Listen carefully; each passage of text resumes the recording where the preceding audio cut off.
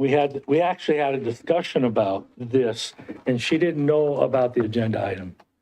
And I think everybody around here has noticed that we've had a lot of fires and the smoke, and where what brought this up is my wife said there's people, I think in Bonner's Ferry, that has said that it's not, you will be evacuated at some point because of these fires.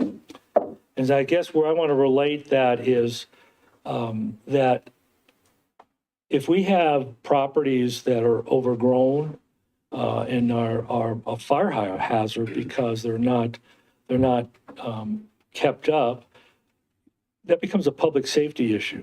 That's not an HOA issue, as many of you said. We're not an HOA. We are a city. We're tasked with the health, safety, and welfare of our people.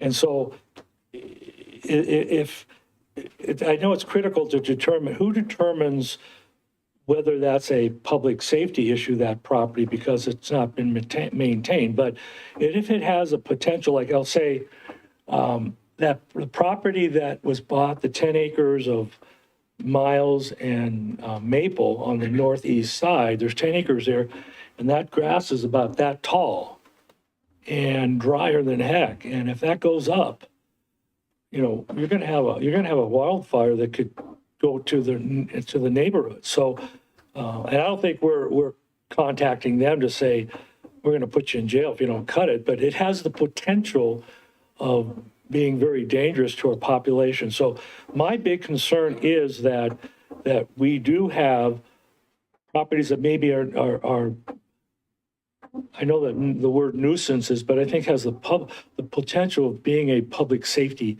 issue because of they're not maintained. And that's my big concern. So in saying that, the question is, what deterrent should we go to keep our public safety or public safe?